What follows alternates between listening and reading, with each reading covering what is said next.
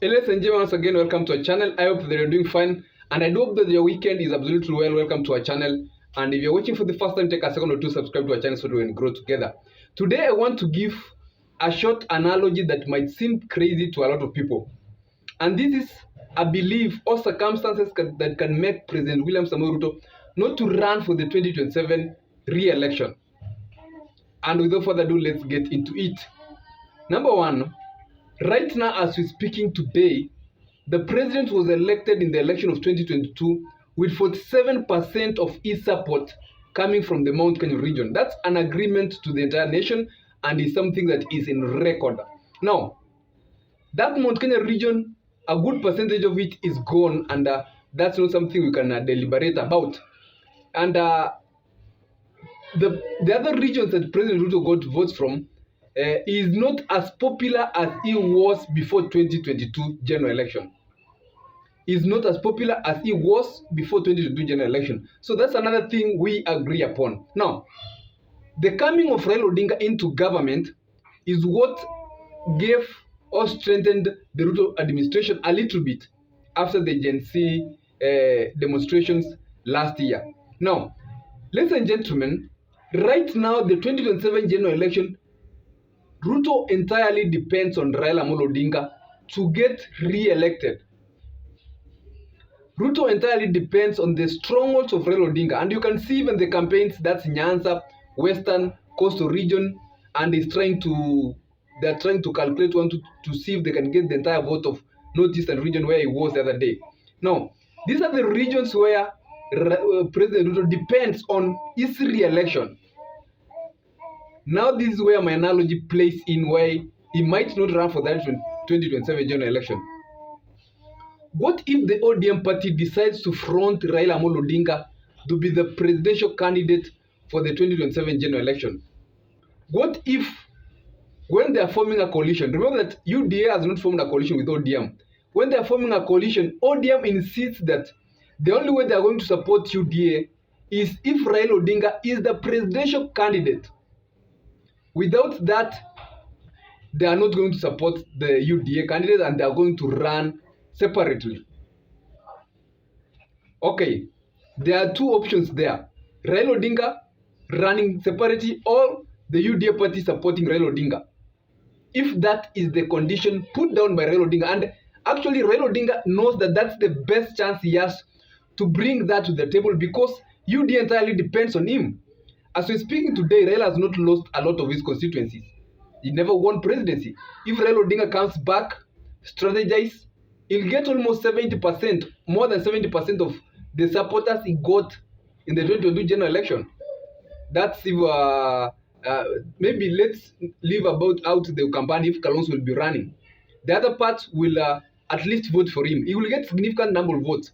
But what about President Ruto? If Raila Odinga is running for the 2027 presidency, the Mount Kenya region is not there. Raila Odinga's strongholds are not there. How can you win that presidency? So, the conditions or the things on the table is to do what Trump did. Trump lost the second election, then came and won. So, it's either President Ruto will run, lose that election, and wait another time. If Raila Odinga is running, it's very difficult for President Ruto to win the 2027 general election. Because there is no region, I don't see a region that can vote for him to get a significant number of votes without the presence of Raila Odinga, Kalonzo Musyoka, Rigathi Gachagua. If those people are on separate coalitions, you can tell me what you think in the comment section. I'm waiting to hear for your response.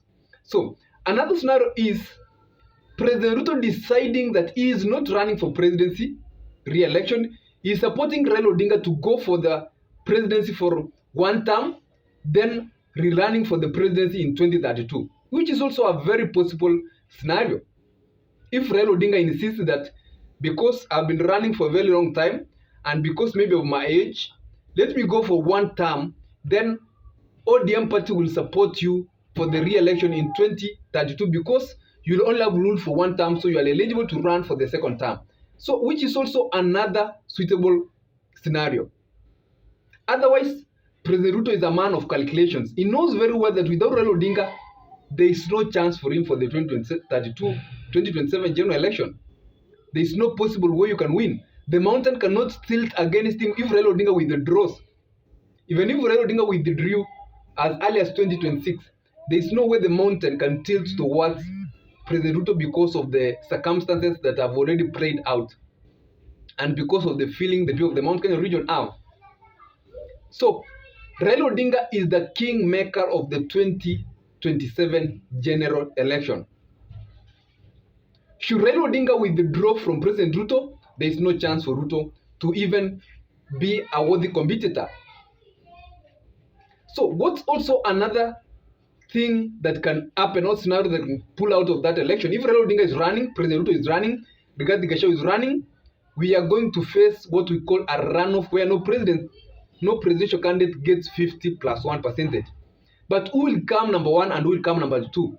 Will President Ruto feature among the first or the second candidate so that he can feature in the rerun? Because in the rerun, we have only number one and number two who are running in the rerun election. You can tell me that also in the comment section. If the 2027 general election goes for a runoff, and Raila Odinga is a presidential candidate, President Ruto is a presidential candidate, maybe Kalonzo is a presidential candidate, and other people like let's say Matiang'i is a presidential candidate, Maraga is a presidential candidate, that election will automatically go for a runoff. Because you can see all these candidates are candidates who can get more than almost 10% of the votes. There is no weak candidate there who is going to get like the 0. Or the 1% we have seen in previous elections. These candidates have the potential of getting 5 plus, 10 plus %, which means that that election is highly likely to go for a runoff. And who are the first two candidates? Should these people be running for the 2027 general election? Will President Ruto feature in if Raila Odinga is also running for presidency in the 2027 general election? You can tell me what you think in the comment section, ladies and gentlemen. Otherwise, that's all I have for you today. I'm waiting to hear from you from my comment. Do you think that this analogy is something that can work out? Noting out that Raila Odinga is a man of surprises and Raila Odinga is an old man. An old man will always do what his mind tells him. And in 2027, Raila Odinga can also calculate down on leaving a legacy and also the calculation of the Odinga name. Where does he leave the Odinga name? In any case, he is going to exit from politics. So Raila Odinga will go to the drawing board and calculate, is it of the best interest of Kenyans to support President Ruto or to run for the presidency in 2027 or to come out and support a different candidate?